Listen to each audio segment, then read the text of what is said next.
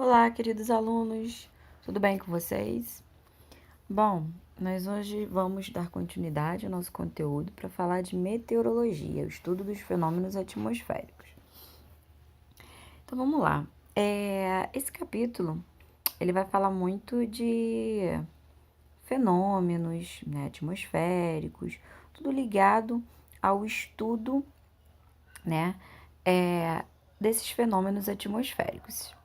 Então, por exemplo, quando a gente vê nos noticiários, né, para a ocorrência de fenômenos que vão acontecer, que estão acontecendo, né, ali na atmosfera, que causam, né, alterações no clima e na temperatura, né, sobre previsão do tempo. Então, esses fenômenos atmosféricos, eles podem ser naturais de determinadas regiões geográficas do planeta ou podem ser resultantes da interferência humana, né? Então, a gente sabe que imagens do planeta vista do espaço mostram aquela camada de ar protegendo a superfície da Terra, que na verdade é um conjunto de gases em constante turbulência. O que é turbulência? Agitação e movimento de camadas do ar atmosférico. Então, qual é o objetivo da ciência, né, da meteorologia? Então, é justamente interpretar os fenômenos que vão determinar o estado da atmosfera, né?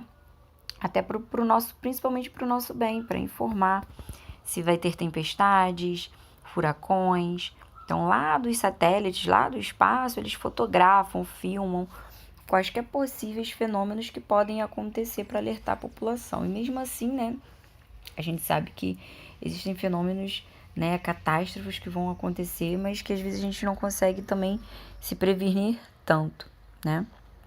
Então, a meteorologia se utiliza da tecnologia digital para receber e analisar os dados meteorológicos, processando essas informações por meio, né, dos quais é feita a própria previsão do tempo. Então, a meteorologia ela é aplicada em quais as situações? Que eu já citei algumas, né?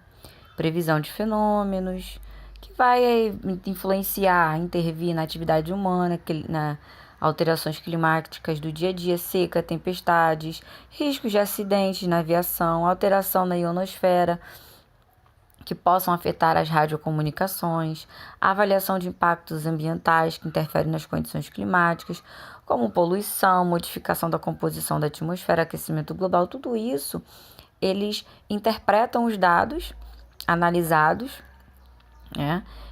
Principalmente a gente sabe aí, existe vários painéis, né? Tem o IPCC, tem vários sites que se a gente entrar lá, a gente vai ter acesso a dados de como está a atmosfera com relação à poluição, com relação à mudança do clima, né? Então, tudo isso é possível obter dados e interpretação. Então, vamos lá. O que é tempo e clima, né? Qual é a diferença de um para outro? O tempo é a condição atmosférica em um determinado tempo e lugar. Ele é momentâneo. Então, por exemplo, hoje vai fazer frio. Hoje lá, ali em Rio das Ostras, vai estar fazendo frio, né? Vai vir uma frente fria. Então, é uma condição em um determinado tempo e lugar. É momentâneo. Pode ser que naquele dia vai fazer frio, mas no outro dia não.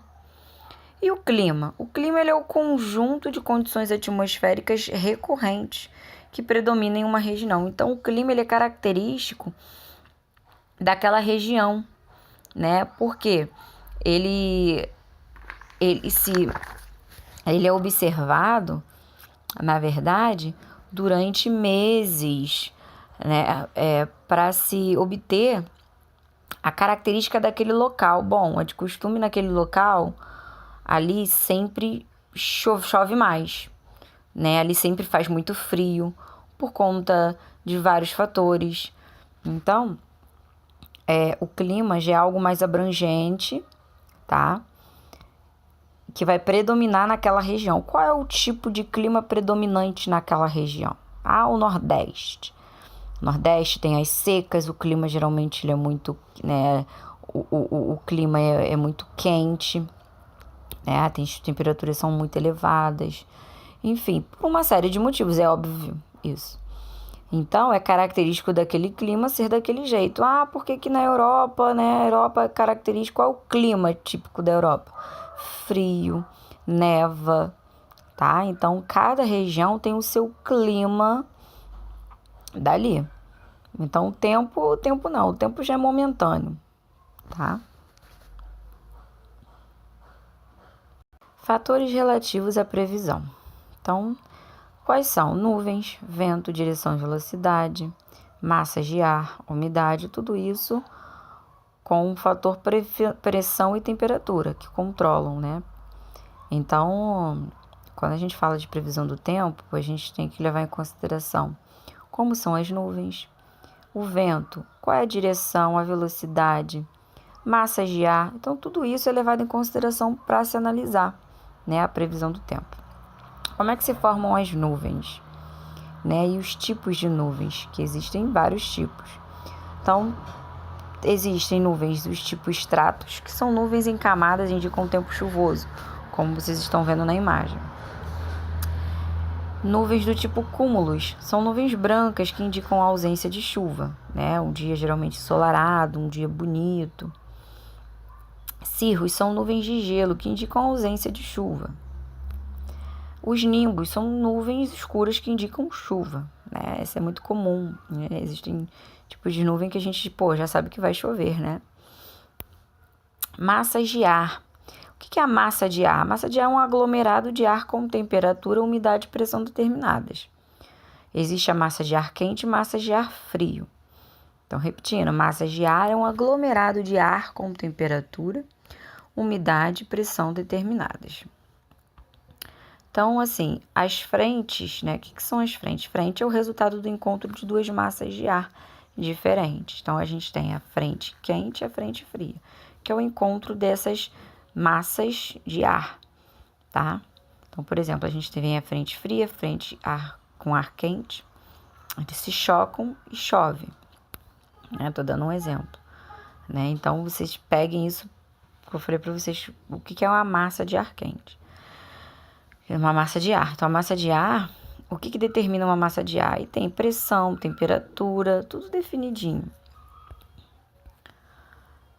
Ventos. Ventos, né, são deslocamentos de massas de ar, né? Vento é o ar em movimento. Existem tipos de ventos, né? Os mais brandos e os mais fortes. Então, vento constante, sentido trópico equador. Periódicos, brisas, alternam constantemente o sentido. Furacão ou tufão, superior a 108 km por hora. Tornado, superior a 400 km por hora. Vendaval, ali 150 km por hora. Então, são as características dos tipos de vento, né? Então, e vamos lá, existem instrumentos meteorológicos para se medir temperatura, né, vento, enfim, quantidade de água. Então, vamos conhecer aparelhos de medição. Esse daí vai medir, o primeiro, cortou aqui, mas essa daí, a primeira é a biruta. Ela é utilizada para medir a direção do vento. Geralmente, quando tem helicópteros que vão pousar, para ele saber para onde está indo, né? Geralmente tem em hospitais, lugares, né, mais públicos, lugares que vão pousar helicópteros, que tem avião, enfim. Então, a biruta, ela mede a direção do vento. O anemômetro, ele é usado para medir a velocidade, não a direção é a biruta, mas a velocidade é o anemômetro, como vocês estão vendo. A temperatura, né, ela mede, a gente tem aí como instrumento o termômetro usado para medir a temperatura do ar. Tem termômetros para medir a temperatura corporal, nesse caso aí, ele mede a temperatura do ar, né? Quantos graus está fazendo hoje? Tem aqueles termômetros nas cidades para medir a temperatura ali do local. Então, a gente tem aí o vapor d'água, né, que tem a ver diferença de temperatura, lugares secos, lugares úmidos, né? Então, tudo isso aí é medido. A umidade, quem é que mede a umidade? Que é a quantidade de vapor de água na atmosfera, né? lugares secos, lugares úmidos. Então, o higrômetro ele é usado para medir a umidade do ar. Quanto está a umidade relativa do ar? Quando a gente vê no noticiário a hora da previsão do tempo, ou na internet, qual é a previsão do tempo para a Penha Circular? Vamos botar assim, Rio de Janeiro. Então, lá vai aparecer todos os dados a serem considerados, não só se vai chover ou se vai fazer sol. Temos que levar em consideração que umidade relativa do ar, aí tem a direção do vento, se vai chover, quantos milímetros que vai chover, de quantos milímetros que vai cair de água. Então, todos esses dados são levados em consideração. No celular de vocês mesmo tem, com certeza. Quantos graus vão fazer. Então,